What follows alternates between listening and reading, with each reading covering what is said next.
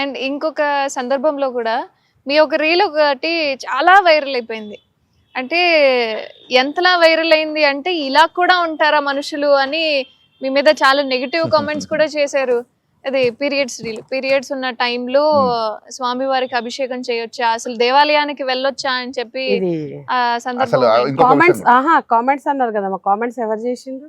ఎట్లాంటి మనుషులే వాళ్ళు కదా. చేసిండ్రు? మ్మ్. మనుషులే. మ్మ్. దేవుడేమి నన్ను నిందించలేదు కదా. అవును.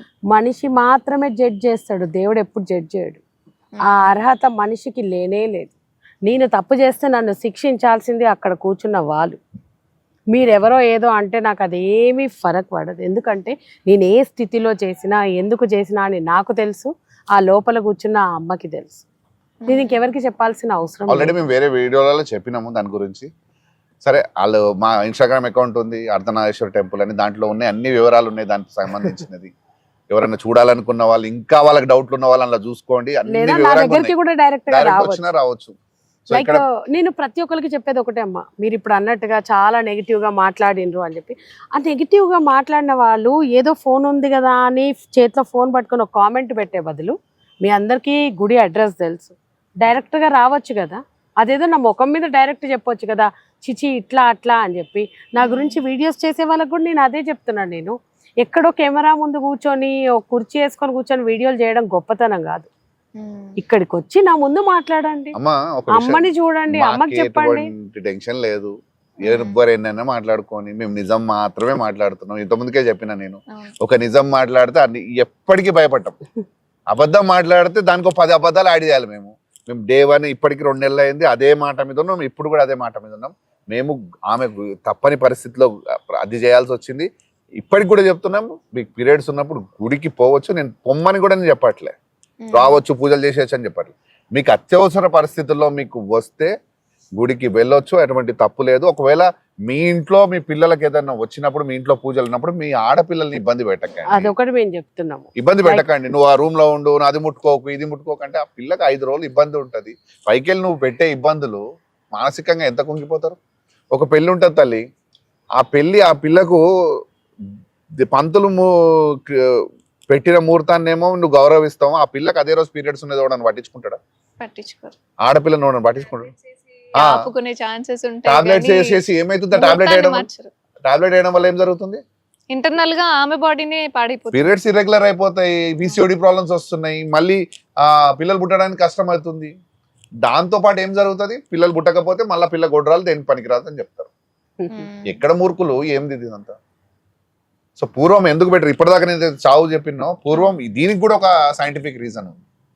ఎందుకు జరిగింది? పూర్వము ఉమ్మడి కుటుంబాలు ఉండేటి మనకు.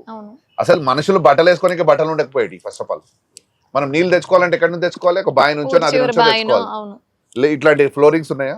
మట్టితో అలుక్కోవాలి. సో ఆడపిల్లకి ఏదో ఒక రూపాయి కష్టం చాలా ఉండేది.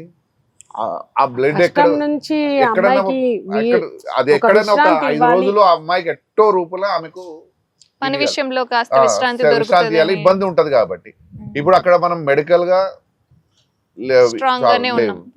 క్లాత్ లేకపోతే ఏదో వాడేటోళ్ళు పాపం అప్పట్లో. సో వాళ్ళకి ఏదో ఒక రూపంలో అమ్మాయిని ఒక పక్కన ఉండాలంటే ఆ ఒక్క రూమ్ లో ఉండాల్సిన దానికి పెట్టడానికి ఏదైనా దేవుడి పేరు వాడేది. ఇప్పటిదాకా చెప్పినా కదా, ఏది భయపడాలా, మనిషి భయపడాలంటే దేవుడి పేరు చెప్తేనే భయపడతాడు. అప్పుడు ఆమె ఈ గుడికి పూజకు దేనికి పనికిరాదు, ఏదో ముట్టుకోకూడదు అని చెప్పి ఆ టైంలో అది పెట్టి, ఆ నియమం పెట్టి అమ్మాయికి అది చేయడం జరిగింది. ఉమ్మడి కుటుంబాలు చాలా పనులు ఉండేటి అమ్మాయికి. సో అందుకోసం కానీ ఆ నియమం తీసుకొచ్చింది. కానీ అప్పుడున్న సిచ్యువేషన్ అప్పుడు అది, దానికోసం ఆ శాస్త్రం ఏదైతే అది నియమం ఉండే. ఇప్పుడున్న సిచ్యువేషన్కి అవసరం లేదు కదా. మెడికల్ గా మనం ఇంత అడ్వాన్స్ ఉన్నాము. ఇప్పుడు దాన్ని మనం తప్పని చూపిస్తే ఎలా అవుతుంది? సో ఇంకొక విషయం కూడా చెప్తున్నా, పీరియడ్స్ అంటే ఏదో తప్పు అని ముఖం చూస్తారు మనుషులని. అసలు అది ఒక అమ్మాయే తప్పు అంటుందమ్మా, అది నాకు అర్థమైతలేదు. పీరియడ్స్ అనే విషయం దాని గురించి మాట్లాడతారా? నేను ఒకటే చెప్తున్నా, ప్రతి తల్లికి ఒకవేళ తనకి కొడుకుంటే గనక తన కొడుక్కి ఒక వయసు వచ్చిన తర్వాత ఖచ్చితంగా ఎక్స్ప్లెయిన్ చేయాలి. ఇప్పుడు కంపల్సరీ చెప్పాలి. ఇప్పుడు వాడు కూడా అట్లనే చూస్తున్నాడు అమ్మాయిని, ఇది తప్పు, ఆ పీరియడ్స్ అనే మాట అయితే తప్పు. ఇప్పుడు మెడికల్ షాప్లలోకి పోతే ఎంత ఘోరంగా ఉంటుందో, ఆ అమ్మాయి పోయి ప్యాడ్స్ అడిగితే వాడు ఒక బ్లాక్ కవర్ లేసి చుట్టిస్తాడు. అదే వాడు పోయి అడగడానికి కూడా ఇబ్బంది పడే రోజులు. వాడు అదే వేరే ఇక కాండం ప్యాకెట్ తీసి పక్కన పెడతాడు దాని గురించి వాడు ఏం తప్పుగా చూడాడు వాడిని. కానీ అమ్మాయి ప్యాడ్స్ అడిగితే తప్పుగా చూస్తాడు. ఇది సమాజంలోకి వెళ్ళి పక్కకు పోవాలి కదా. నిర్భయంగా అమ్మాయి పోయి ప్రశాంతంగా ఉండాలి. ఇంట్లో ఇబ్బంది పెడుతుంటారు, అది ముట్టుకోక ఇది ముట్టుకోకని. వాడు పోయి షాప్ లో పోతే అదే ఇబ్బంది, గుడికి పోతే అదే ఇబ్బంది. అమ్మాయిని ఎన్ని కష్టాలు ఇదంతా, ఆమెకే ఎందుకు ఇదంతా?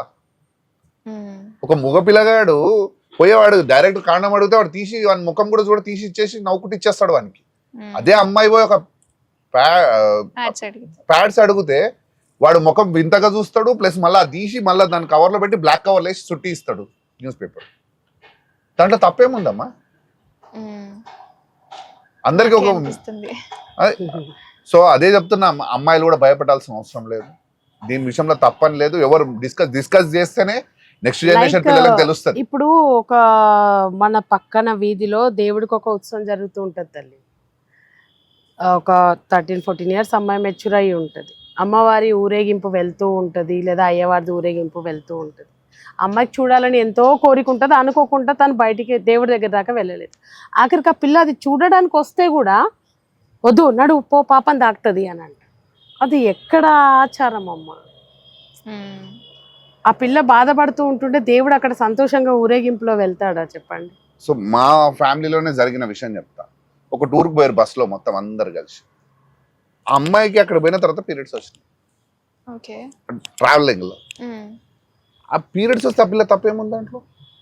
ఇక వీళ్ళందరూ ఆమె అంటరా దాని లేక ఒక మూలకు పెట్టి నువ్వు గలీజ్ అని, నువ్వు ఇట్లా అట్లా అది ఇది అని బయటికి రావద్దు అంటున్నారు కదా. అసలు ఏ పాపం చేసుకుందో దేవుడు దర్శనం చేసుకోలేకపోతున్నారని ఇంట్లో ఏదైనా పూజలు పెట్టుకున్నప్పుడు ఇప్పుడు పిల్లలకి చెప్పొస్తుందా?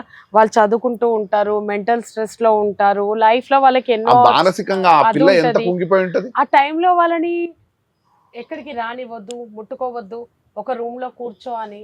అది చాలా పెద్ద తప్పమ్మా. అట్లా చేయకూడదు. అసలు ఇది ఎందుకు వచ్చిందని తెలుసుకోండి చాలు. ఒక తోటి మళ్ళీ ఇది అనేటోళ్ళు కూడా ఎవరు అనుకున్నారు? మగవాళ్ళు అన్నారు కాదు, ఆడవాళ్ళే తప్పు తప్పు తప్పు అని అంటున్నారు. ఎట్లా తప్పు అవుతుంది? నీ వల్లనే ఇది జరిగి, నీవు ఇప్పుడు మాకేమన్నా ఆడ చిన్న ఏదైనా జరిగినా అమ్మాయి వల్లనే జరిగిందని తీసేస్తారు. ఇక మళ్ళీ వాళ్ళే అంటున్నారు, కామెంట్స్ పెట్టేటోళ్ళు, ఈ పిచ్చి వీడియోలు చేసేటోళ్ళు వాళ్ళే అంటున్నారు అసలు తప్పు కాదు అని చెప్పి. అందుకోసమే చెప్తున్నా, సమాజంలో ఏదైతే దృష్టితోటి మనం చూస్తున్నామో అది మారాలి. ఇక్కడ నుంచి మాకు అమ్మ కార్యాన్ని మొదలుపెట్టిపించిందంటే అది సమాజంలో మార్పు కోసం. ఆ మార్పు జరగాలి, అందరూ డిస్కస్ చేయాలి అసలు ఎందుకు వస్తుంది అమ్మాయికి అనేది. ఇప్పుడు ఆల్రెడీ సెంట్రల్ గవర్నమెంట్ పీరియడ్స్ వచ్చిన 5 రోజులు లీవ్ ఇవ్వాలని చెప్పి పెట్టింది, ఇంప్లిమెంట్ చేస్తున్నాయి కొన్ని స్టేట్స్, మెల్లిమెల్లిగా చేస్తున్నాయి. దీంట్లో ఇంకా మార్పు రావాలి, అందరు చర్చ జరగాలి, నెక్స్ట్ జనరేషన్ కూడా అది ఏందనేది తెలియాలి. అక్కడ ఆ 5 రోజులు లీవ్ ఎందుకు ఇవ్వాలంటున్నారు? అమ్మాయి దేనికి పనికిరాదనే కాదు, మానసికంగా ఫిజికల్లీ మెంటల్లీ తను కొంచెం హార్మోనల్ చేంజెస్ అవ్వడం వల్ల మూడ్స్ ఇంబ్యాలెన్స్ ఉంటాయి. తను హ్యాండిల్ చేసుకోలేని టైంలో ఇట్లాంటి పనులన్నీ చేయడం కన్నా రెస్ట్ ఇవ్వడం బెస్ట్ అని చెప్పి. సో అందరు కూడా అర్థం చేసుకోవాలి, it is only for a rest. తనేదో ఆ టైంలో అంటరాందనేది మాత్రం కాదు. అనుకోని పరిస్థితులలో నేను చేయాల్సి వచ్చింది. నేను అందరికీ చెప్పింది కూడా ఏంది అని అంటే అది తప్పు కాదు, ఎందుకంటే అమ్మకే నేను ఇది చేసినా. అది తప్పైతే ఈ పాటికి ఏదో జరిగేది కదా. మనుషులు చాలా మూర్ఖులమ్మా. ఏదో శాపనార్థాలు పెట్టేస్తే ఏం జరుగుతుంది?